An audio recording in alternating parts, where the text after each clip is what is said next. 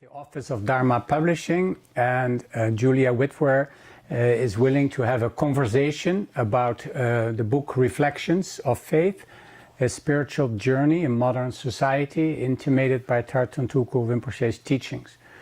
So Julia is also the editor of most of Rinpoche's recent writings and the editor of this book. So she knows me better than anyone. No, I cannot say that. But. It was such a pleasure, actually, to edit this book. I really enjoyed it from start to finish. So I'm very happy to be here. Thank you for inviting me. So there's lots of ways that we can kind of make our way into this really interesting book. I think it's a really valuable, really relevant, really heartfelt book. Sometimes almost a little painful to read because of the honesty. But I think very, very rewarding reading. And there's lots of ways to think about this. There's the story, you could say, that runs through it, the life story. And there's these sort of themes that come up. You know, there's the theme of, I think, memory. There's the theme of destiny. There's the theme of spirit and faith. All of these things, we can sort of pull a little thread and take a little look. And maybe, I think, a place I'd like to start would be actually this question of when you talk in the book about desire. Because this is a word that I think people have connotations for.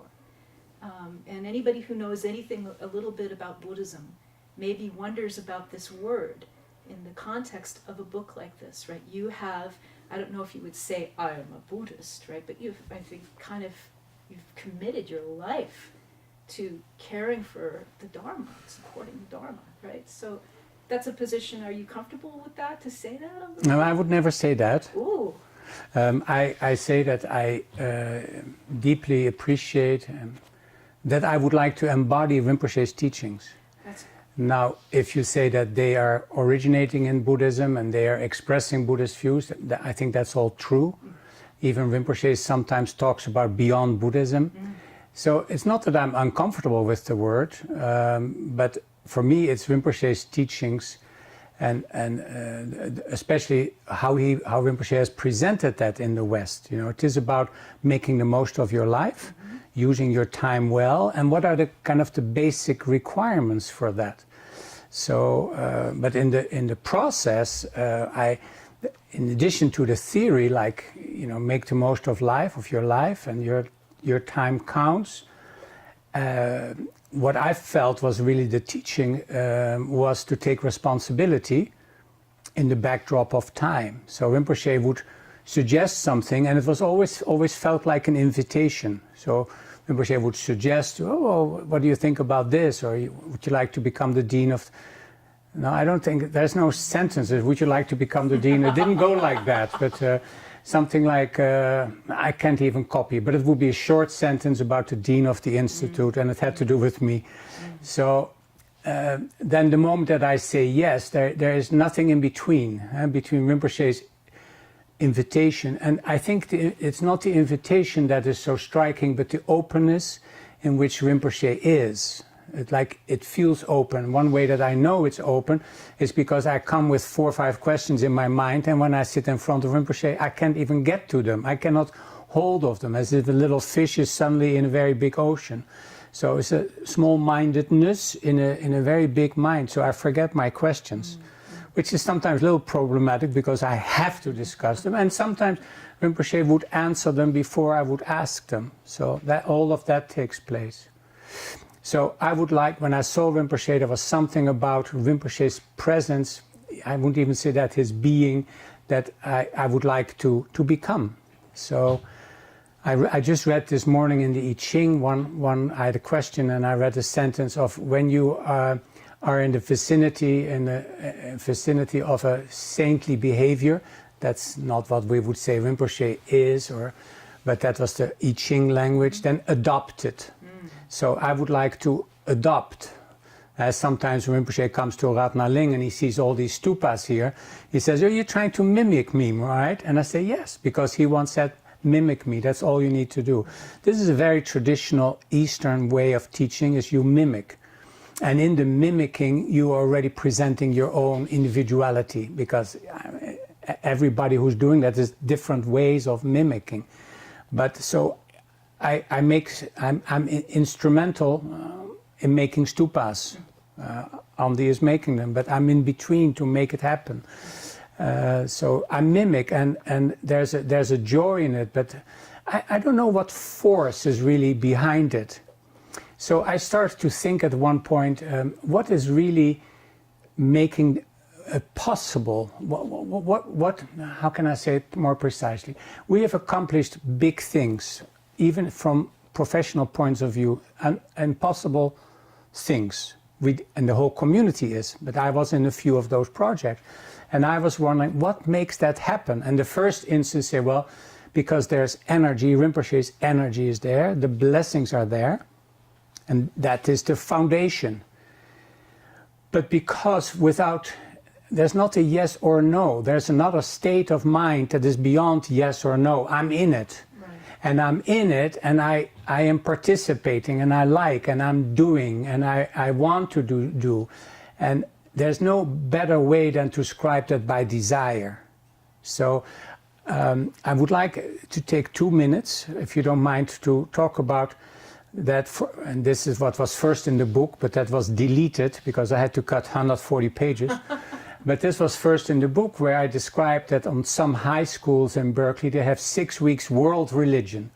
And of those 6 weeks, that means 12 times, world religion, Buddhism is also discussed. And then discussed suffering. And then they think Buddhism is about suffering. Even the Pope, 2 popes back, wrote about that Buddhism is very negative because it's about suffering. And Rinpoche answered, he wrote a letter to this Pope.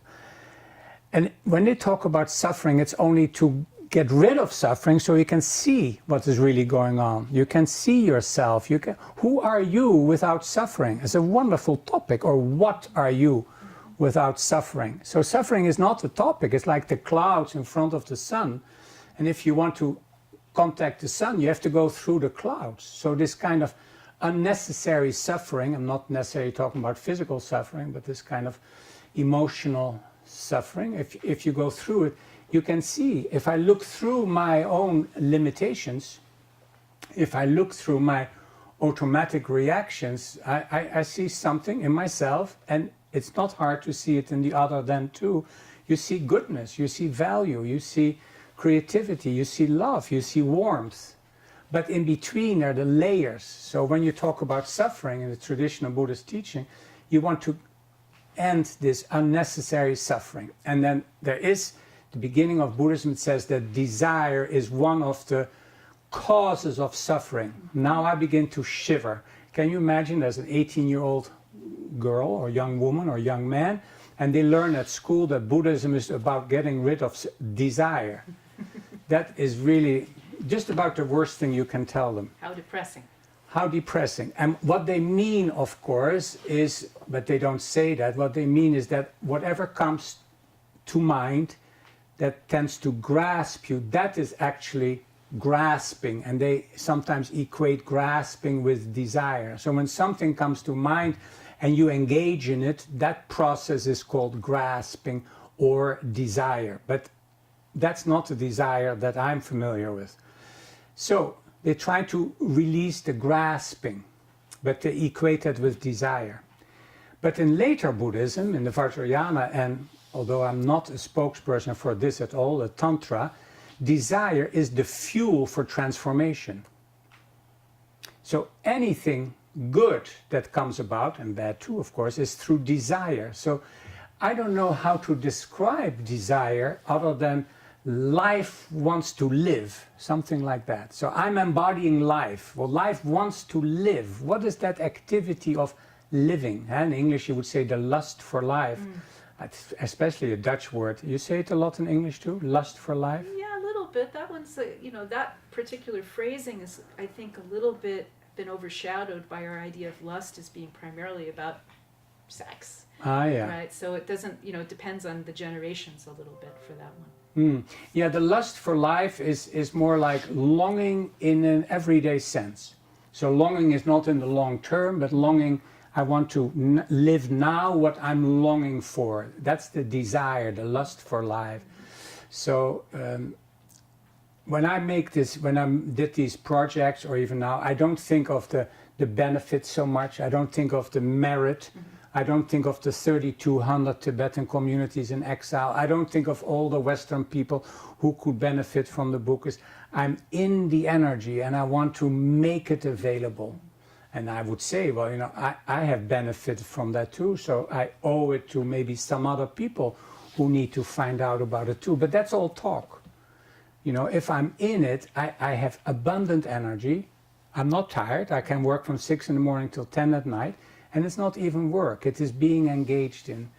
So the traditional Buddhists would say we're living in the realm of desire. And everything that is suggested to consider, the desire for enlightenment, the desire for good communication, the desire for friendly intimacy, the desire to work what's important, what's value, is all desire.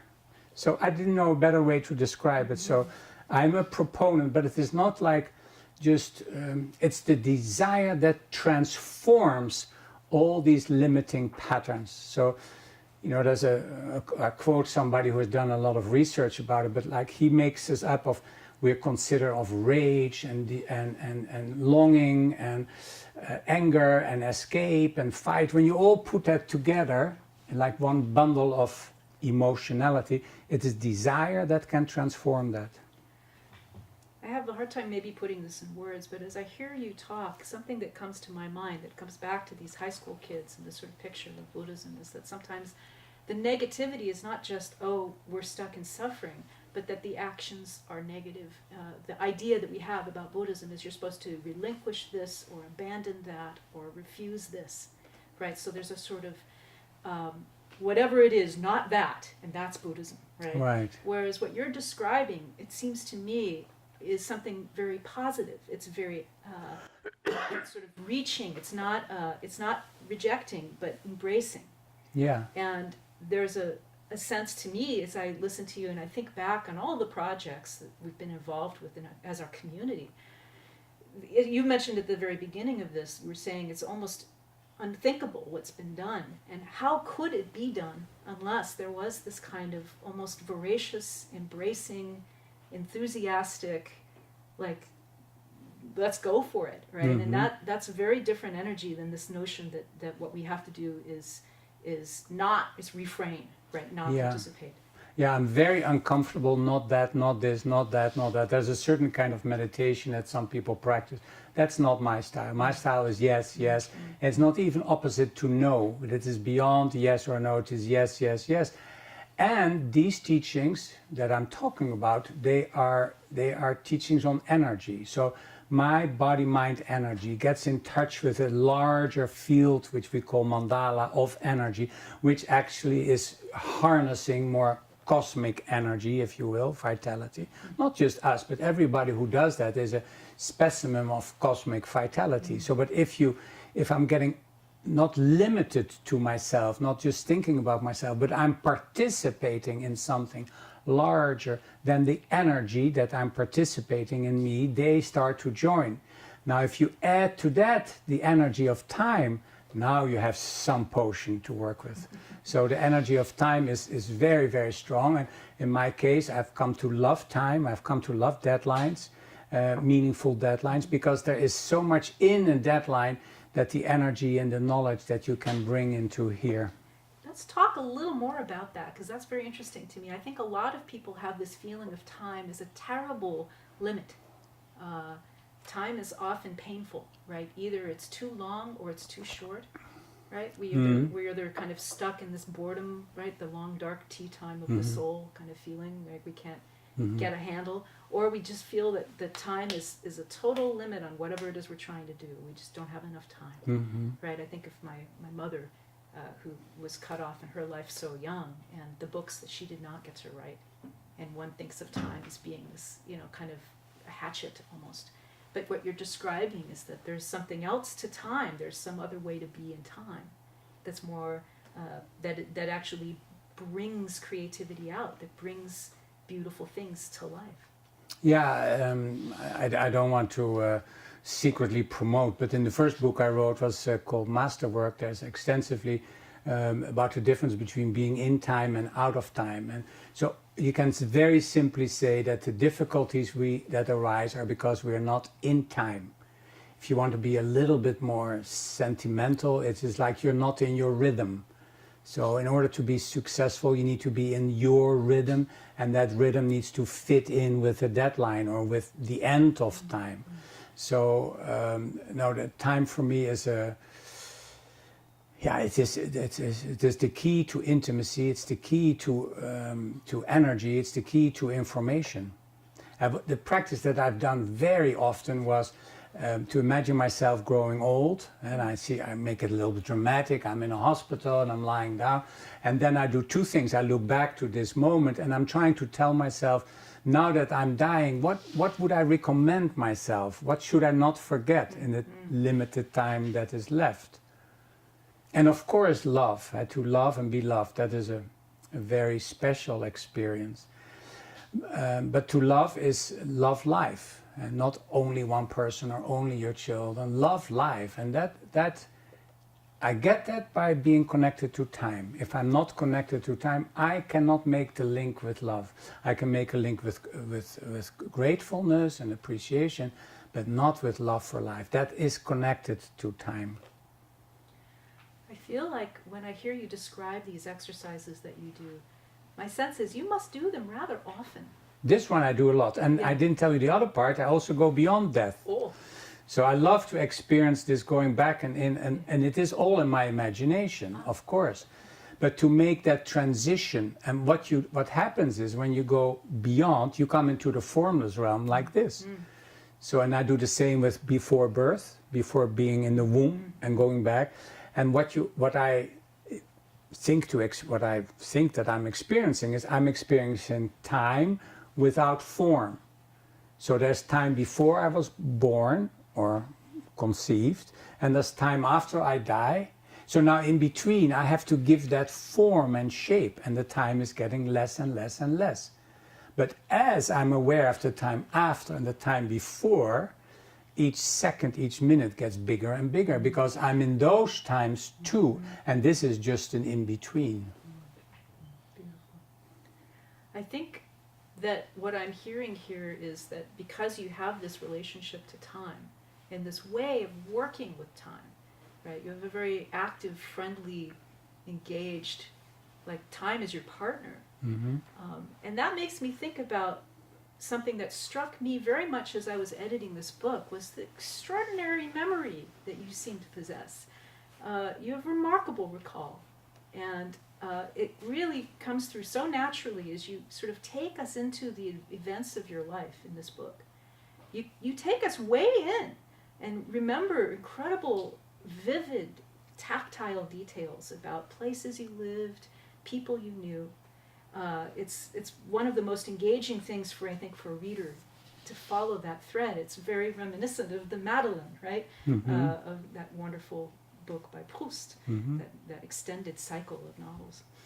And memory is an interesting thing because memory is also in so many ways connected to suffering, Mm-hmm. right? And yet here it seems to be almost a redemptive power, right? Instead of locking us into our pattern, right? Because we can't have a pattern unless we have memory, right? Mm-hmm. Here, memory seems to have a different job. Well, but I must confess right off the bat that memory of my own mistakes and faults I don't have very well. So I don't know what that is about me, but I don't really in detail remember the mistakes that I made. And of course some people would love if I'm a little bit more attentive to that. But I remember the joyful things very well and the meaningful things very well. So, I cannot really dwell very long on a problem that we had 5 years ago. I can on some of them, and then I can remember details.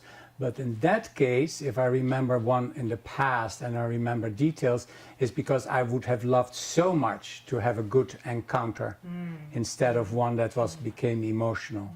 So the desire to have good collaboration or good intimacy is very important to me.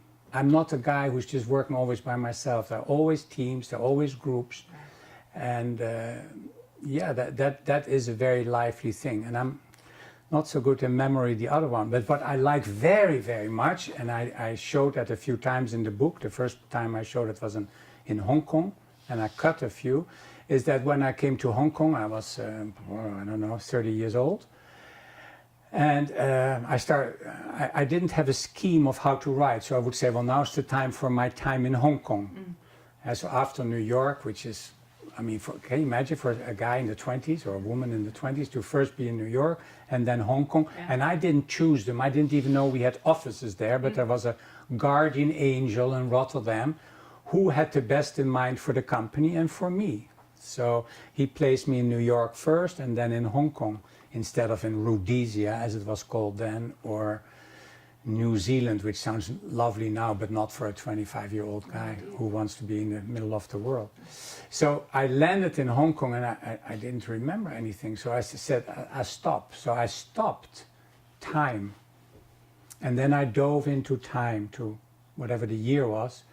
And then some of the things that I didn't remember started to come to the surface. Can you follow how I speak or not? Oh, yeah. So then it comes to the surface. Where is that? It is in the body, but it's also in time. But now it gets a little funny. Because if I can do that with myself, I can do it with you too. Or you can do it with me too. So what I did is the first time I did it with myself in Hong Kong and I stayed, I froze the moment. I entered the hotel and then the hotel started to come to life. So I didn't go to after the next thing in my life or the office or whatever, and I didn't go back to where I came from. I just froze. It was just like the movie stops, and then these things start to come up. So I saw the woman and the name of the hotel, and she had a Rolodex, and I smelled the carpet and all of that. And then it turned out to be a little later that my godfather, my uncle, the brother of my mother, had more or less the same position that I had in 1938. So now I thought I'm going to do the same. Now I'm not claiming at all that that is the absolute truth, but it is through my senses and through my perspective, my lens, that I could sense what it was like to be my uncle in that time. And I just wrote, well, it seemed like he had a good time, but that's after 5 paragraphs that I deleted. But you have the same, you can have the same, like if you would think about, we won't do it now, but if I would say, can you go back to some friends of your mother when she was young? You say, well, no, I don't remember any. Well, wait a minute, freeze the moment of your mother being 17. So you have an image, it doesn't have to be the right one. You see your mother at 17, and then suddenly in that image, it starts to come to life, and you see some of her friends. It's not the absolute truth, but there's something about it that makes the experience richer, and you feel joy because you're interacting with that time. That is a very powerful practice. I have a feeling that that's something that's not only good for writers, right, but just for the way that we deal with our past. And you were saying that you have this kind of drive to make positive connections, and I feel like in a way this is a way to make friends with one's past, right? Because each of these moments is a moment you get to engage with more wholeheartedly. For people who have maybe painful pasts, where remembering is, you kind of bounce off the memory because it's so painful, it's very difficult to engage. This feels like it could provide some healing, because you're saying it's not that you have to go relive some painful event, but let's slow it down a little bit. Let's Very good, yeah. So if you slow down, the pain that you feel is actually the rigidity of the moment. So that's why it is painful, because it has hardened. What was flowing and open has become hardened. So if you stay with it and you don't elaborate on it, you begin to have a feeling relationship with it. Now the feelings that are there may have been scared and all of that, but those are more mental interpretations. But you begin to feel what is inside this hardened quality. So I'm a firm believer that some of the traumas, I don't know the very big ones, but the traumas can be lessened if we pay attention to the sensations that we felt then. and actually just before they happened. But I want to give you an example, if you don't mind, about memory. This is for a good example, and I have maybe 25, 30 of them, including my favorite one, and that is that I read, when I just studied Buddhism, that when the Buddha died, nobody had taken notes. So we thought, oh, what now? So then his cousin, Ananda, years later, he perfectly recalled all the sermons, and we say nowadays lectures, but they were sermons. And he described the 5 conditions, where it was, who was present, what the circumstances were, what samadhi, what level of meditation the Buddha is, and who was asking the questions. And then from perfect memory, he recalled everything. And if you read it for the first time, you say, no, that's not right. But one of the things that the Buddha himself said in the voice of the Buddha, that he had perfect recall. And that is because everything is accessible. Now it gets a little bit weird, because if that is true, and I've never tried this, that you can also become familiar with something that you have no notion about. You know, if you read a book about a famous, like Padmasambhava, you know, he spoke 450 languages when he was 12 years old. How did he do that? Well, I think theoretically because he tuned into that language and then becomes it. So now that is, I have not considered that possibility, but what I have considered is you can tune into the Buddha, you can tune into, in my case, Rinpoche's lineage, like Longchenpa in the 12th, 13th century. And this is what I definitely will do when I have more time, is to be there and stop and then invite that situation and then let the two interact with each other as if I'm in that time. Now, it is not exactly what happened, but there's something about that that awakens the lust, oh, I won't use that anymore, that awakens the enthusiasm for life, the enthusiasm for being, for loving. The result of doing that is love. It is not like, can you do this or not? But to go into time, into space, and to let it come to life. Sort of embrace it and give it your care, and then Yeah. have it nourish you in return. So there's an exchange that's almost, doesn't even have 2 parts anymore. Right? It's Yeah. a union. Yeah. Oh, it's very beautiful. I feel like that might be a nice... But it's a little bit uneven. I'm the one who's talking all the time, but you have all these similar experiences too. But maybe we do that the next time. Well, I was just thinking, I don't want to take up this is important time. You have a lot to share here. But this lines up with a few of my experiences, certainly working with Repechage. You know, a few years ago, I compiled an essay for the Dapter, which is a volume that we send every year to India, for the Monlam Chenmo, which had an extended essay that included discussion of his teachers. And my goal had been, let's please differentiate each one of these incredible masters. People see their photos, we don't know anything about them. And I fell into this wonderful, I just felt like I fell through the world, and I started working with each of the teachers and some of the things that Rinpoche said. And in retrospect, it's like, well, girl, you weren't there. You know, what right do you have to do these kinds of notes? But I feel that my wish was to try to be present for his lineage and listen to what I heard. And that was, I did the best I could. But so what you're saying is very reminiscent to me. I mean, it's very familiar and very, it's very, but articulated in a way where it helps me see even a therapeutic dimension that hadn't really occurred to me. As sort of work survival mode, you know, you have to slow down time in order to just get your deadlines, right? So stop time. I kind of, oh yeah, I know about that one. But from the standpoint of healing, I think that's really important to bring that in, that dimension. Yeah, can I say something about his teachers too? Sure. So there's some literature about Rinpoche and his teachers, and sometimes it's 7 or sometimes it's 17. There are more and more important ones. And actually, I went to Tibet to visit the places where he met these teachers. And Rinpoche said before I went, he made the schedule where to go. And before he went, he said, well, there's nothing the same except the mountains. So when I went to his monastery, where he grew up, in Tartang Monastery, I only saw the rock, that everything has a spirit there, a aliveness to it, which we call spirit. So there's a rock that has water coming out of it, and that they put mantras on it and they revere that rock, and there are spirits that protect the area. There's not spirits, but that's our Western way of speaking. So I went and I read all these teachers, and during the trip and after, before, I gave lectures on them, and three of them, that's just an in-between, three of them said to Rinpoche upon leaving them, he said, remember, you have a purpose. And that is one of these teachings that I like very much. You have a purpose. So I don't have a specific purpose, or I don't think people have a specific purpose, but the idea that my life has a purpose has a wave to it, and I can ride that wave, and it just feels rich and secure.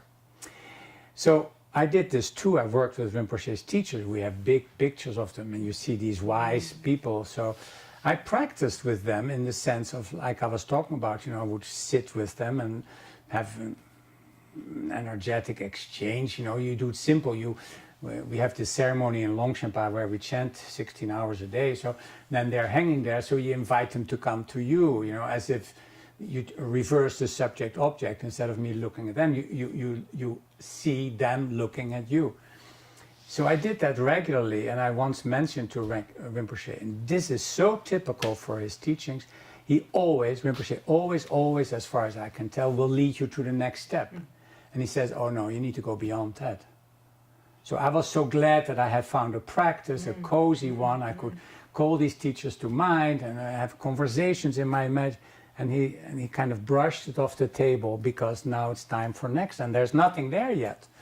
So, and then of course he always points to Padmasambhava as the embodiment for a complete human being. So we work with Padmasambhava for many reasons, and many of them I don't know, but one of them is to awaken the potential of complete human being in us, the male, the masculine, the feminine, and the eye of the wisdom and the application of the wisdom. All these qualities in one wakes up by just working with that image.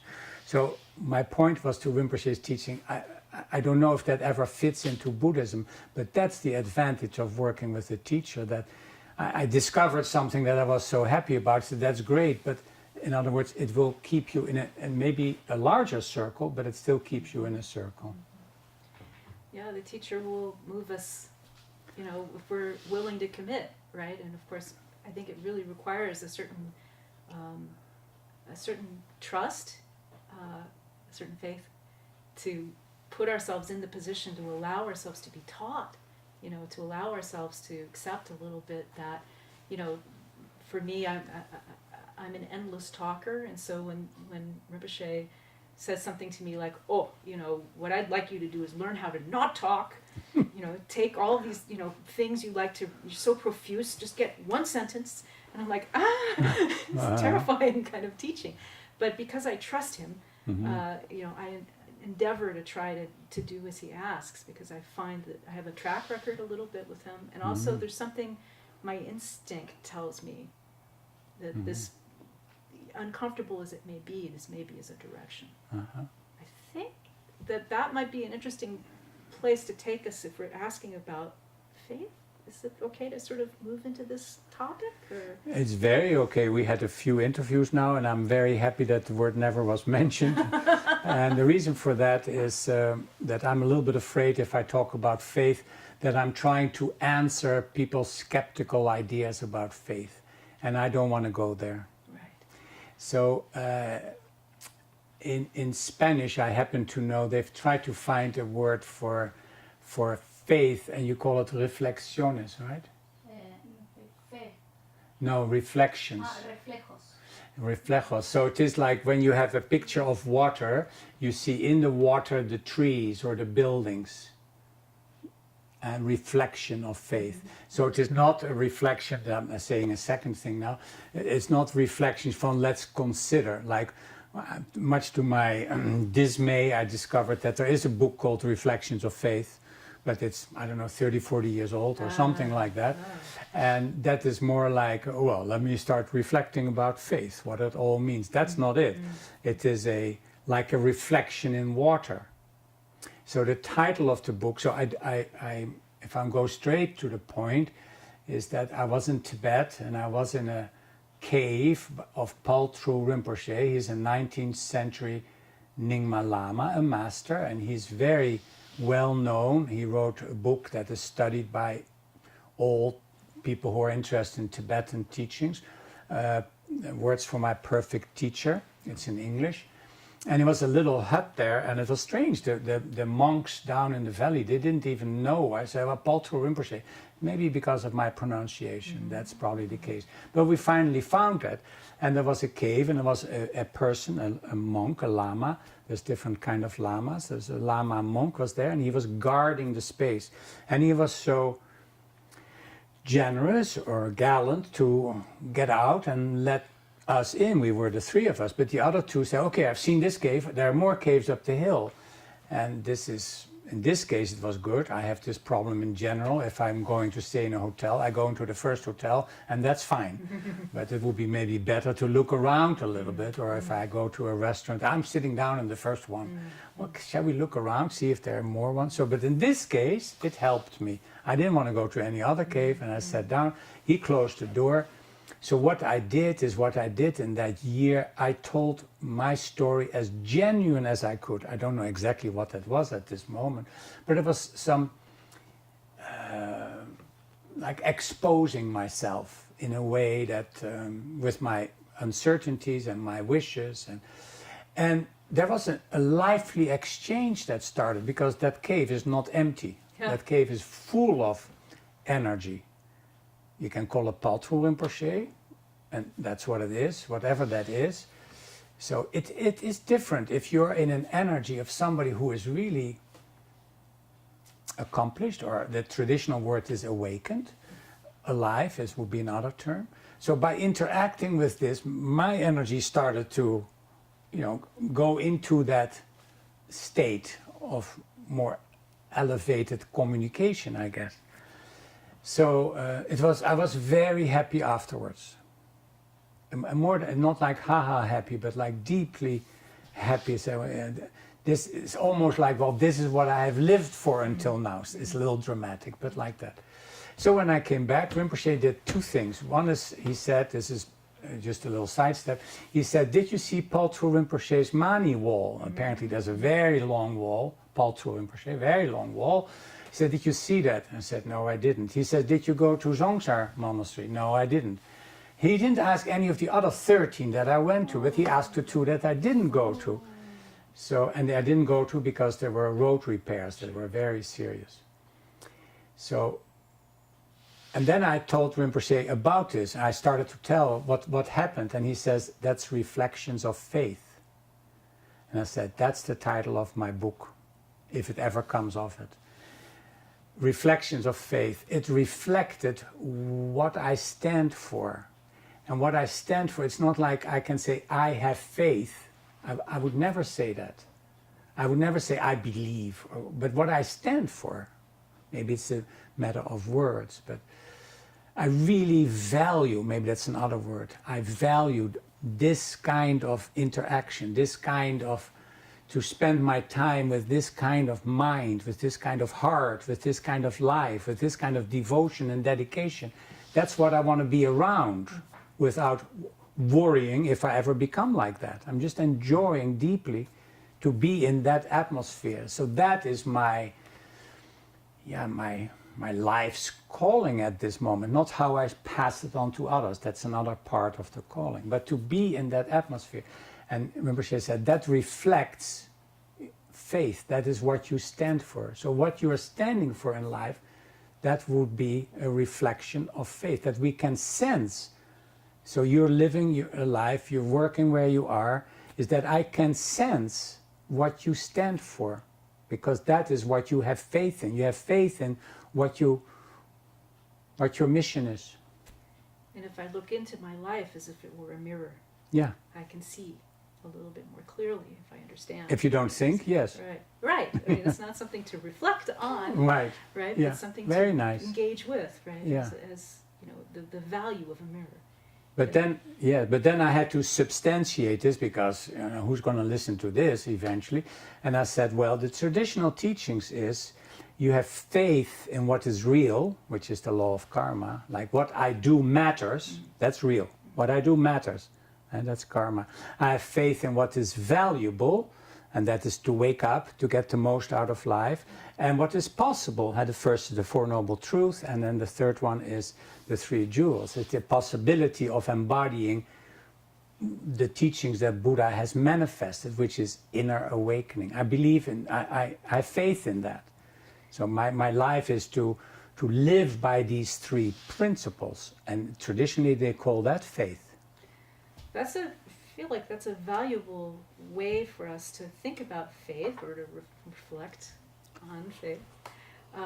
When Rinpoche, for example, right now I'm trying to finish a book, and he gave me beautiful notes for an introduction. And one of the things that he talked about was the fundamental importance of faith. Something he said that, you know, the upholders of lineage in Tibet and in the diaspora community in India, they have an understanding of this. Westerners, a little bit less so, for lots and lots of reasons. And so when he talks about the absolute fundamental importance of faith, I think it might be that even some of his students might be a little flummoxed. You know, it's like, I guess, you know, but what does this mean, really? And so when you share about faith from the inside out, right, it's not something that you have to profess, Right. or some belief you must take on and obey, but rather something that comes from within and is manifested in your life in an easy, obvious, maybe not easy, but obvious way, right? You can look and see. The proof is in the pudding. Right. Right? Maybe for people that's a little bit more understandable. Right? Yeah, and if somebody would say to me, "Oh, you have a lot of faith," what is the word? Shiver, shrink. I feel very uncomfortable with that. So, but at one point, and this is since it's just us talking, Rinpoche said once to me, "Well, you have a lot of faith, but that doesn't mean any spiritual development yet." So that became intriguing. You know, yes, you have a lot of faith, but that doesn't indicate that you have spiritually developed. So then I went to look for what means spiritual developed. Indeed. And it's always connected to time and space in my readings. So as soon as I orient myself in time and in space, spirituality becomes a spiritual endeavor. Not until then. I need you to say more about that, because I mean, that has a kind of gorgeousness to it, you know, like. Oh, let's leave it at that. But because spirituality is an interesting one, right? I think everybody sort of feels it, but I don't know how easy it is to, you know, to approach it in a way, right? Well, it depends a little bit on the public, on the audience. When I talk to younger people, and that happens usually in Argentina, there are younger people. I talk about a purpose in life, and there I say one of Rinpoche's statements, where Rinpoche said, "As soon as you want to make the most out of your life, spirituality has begun." So that's kind of something that everybody can work with. If you want to make the most out of life, you are on a spiritual path. So getting the most out of life, that for certain has to do with time. Sure. So that's number one. Right. And the spirituality of time is that you can see or learn to see I don't know how to say it correctly. Maybe you can edit this in 5 years from now. To see the eternal in the temporal. Wow. So I'm interested in eternity, not because I want to become eternity, but what doesn't change. And the traditional Buddhist teachings, they don't like the word permanent. They say everything is impermanent. It's not true at all. There's something that are not impermanent. And what are those? And they say, well, there's 3 things that are not subject to conditions, like space. Okay, but they have a very beautiful one. To make things more beautiful, that's permanent. That can always happen. To make things better, to make things lighter, those things are permanent. So permanent is not only space and time or body and mind. And that's another one, which is a tricky one. They say when the whole world is destroyed, what remains is body and mind. That is indestructible in us. So holy smoke, if that's true, if that is true, that what is indestructible in me is body and mind. What is body and what is mind? Now you're really into spirituality. What is body? What is mind? And they have space connections. As soon as you talk about body, you talk about space. As soon as you talk about mind, you will have to talk about space too. And their interaction, of course, has to do with time.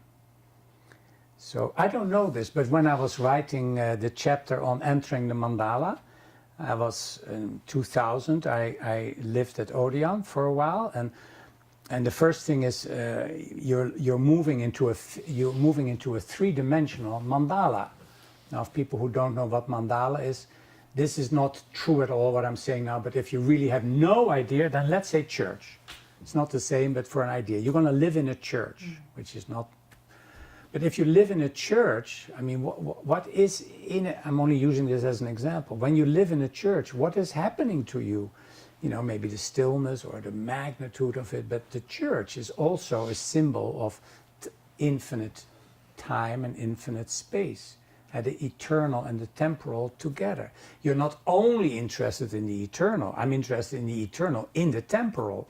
So as soon as they come together, how you see the cross, which is maybe the temporal is the horizontal line and the eternal is the vertical line, and you want to be in the middle where you can say there's no time or every second is eternity. So this openness of time, you know, that's in the church. So when I was moving into the mandala and you read a little bit about the mandala, in the second sentence or the second paragraph, it talks already about time and space dimensions. That's what the mandala is. So it's new for me too, and it's not.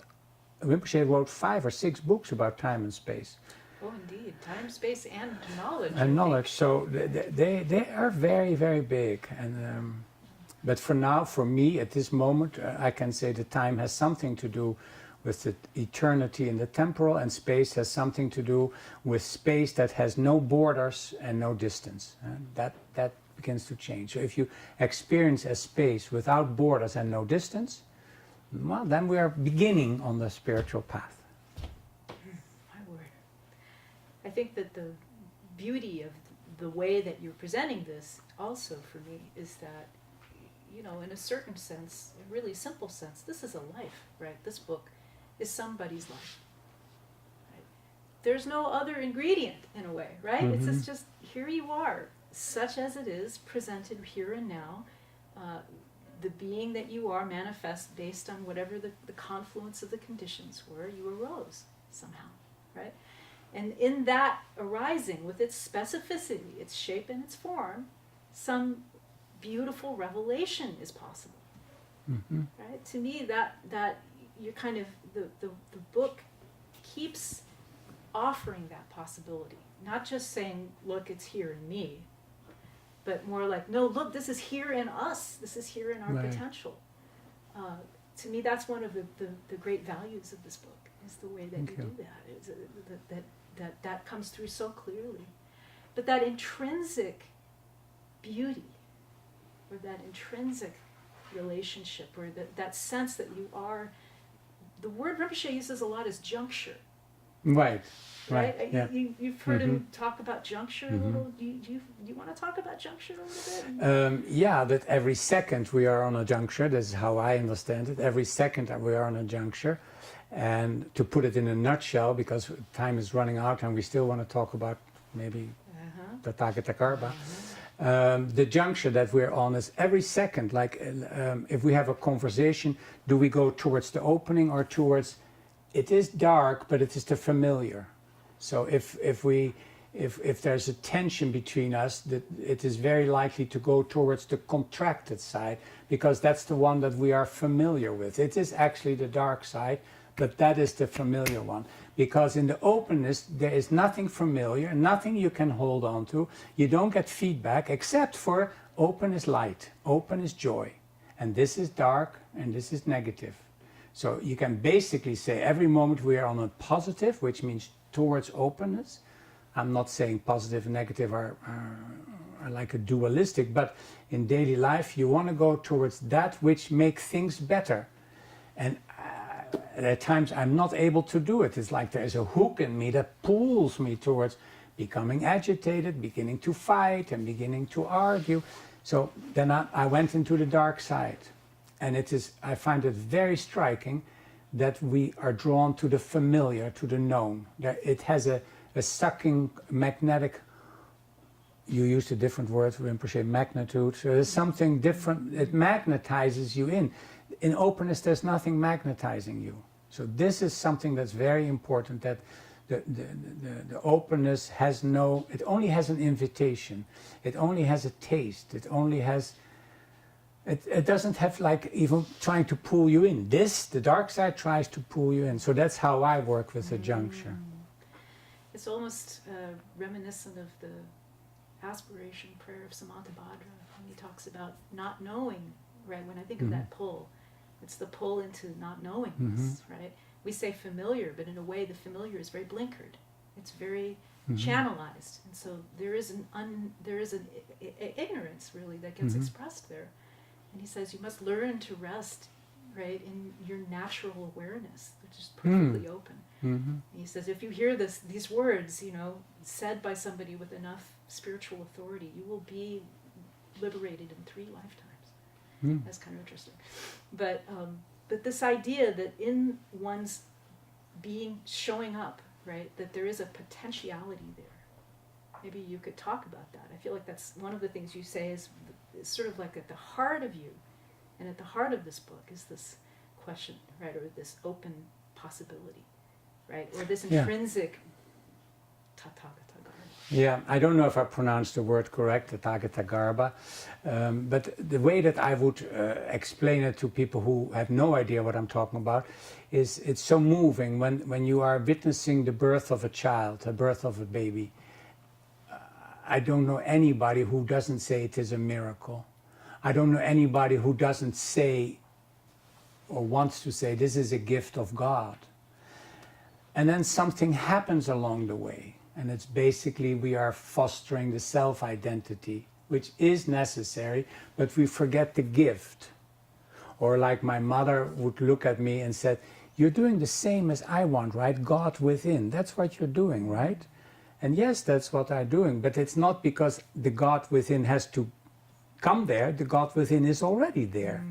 So I'm not so at ease with words like divine, it's just not my language, but it's the divine within. So there's something in me that wants to live a full life. So if I create the conditions, there's more talents coming out, more desire, more wishing, more determination, more faith if you want. I wouldn't say that, but so depending on the conditions, the more what is good in me wants to come out. Well, that is coming from somewhere, and in the book I write too, which is Rinpoche's suggestion himself, he says, look through the eyes of a master at yourself. So I looked through his eyes at myself, and I see goodness and value. And I can only say that if I only also see that in you and in you. I cannot just say, well, I'm good and value. No, if you look through those kind of eyes, you see human beings of goodness and value. Well, that is that source that wants to manifest. Goodness wants to manifest. Value wants to manifest. And they have a story, they have a name for that. It's called Tathagata Garba, and it's a Sanskrit word, and it means thus gone, thus come, the womb. So basically it's translated in the West with the Buddha within, and the Buddha nature. But when you say Buddha nature, it already disconnects to people because they associate it with religion. Right. So you can say the God within. So I want to manifest that. And that is the human potential movement that I aligned myself with. That's what I want in this life. What is the potential of me and of other people? And the traditional saying is, and there's many examples, and one is that the pauper, the poor person, doesn't know that in the basement is a treasure. And so I'm very aware of a treasure, which is awareness, openness, love, care, good action, getting results, making a wonderful life, a good life. And all of that comes from this source that can be brought back to the Buddha nature. The Buddha showed what human being is capable of doing. Now, if you call that Buddhism, okay, but that's not what it is. It's human. It is a human quality. We can bring that out. And as soon as it comes out, there's no more limits in time and space, because you're joining a very large group of people, not that large, but a large group who have done that. We have examples of people who have realized those potentials. I think this is an important message, because I think for some of us anyway, what it means to be good, what it means to be a good person, is to be painfully aware of your limitations. Yes. And to try so hard to get better because you are not good enough. Right? That's true. I would never say of myself I'm a good person. But if I look through Rinpoche's eyes, I see goodness. Right. So it's almost like there's a different way of understanding what it means to, at least to align with goodness, or to be committed to goodness. Is that it's not just about rooting out what is bad or wrong, but what is nourishing, what is intrinsically present, already good. Right, good, just fine the way it is, right? And we need to end, but I would like to end with, but then I would like you to end too, or have the opportunity to end, is I'm not equating this with the Tathagata, but when I look at pictures of myself as a child, and younger picture is the better. There's 1 or 2 or 3 pictures where I can just see an immensely happy person. And that's before I started to think, or before I realized I didn't have this, what I wanted, or all of that. But the child, if you look at the child, maybe sometimes it's the baby. If you look at the baby, it's just perfection, completion. And of course, then you have to start developing the senses and the thinking. But this, as a child, you are so much into what you're doing. You don't have all these concerns about, I want to be good, and I want to I'm perfect, and I have my flaws. I didn't think I have flaws. I was just having a very good time playing kick the can. All right, would you like to?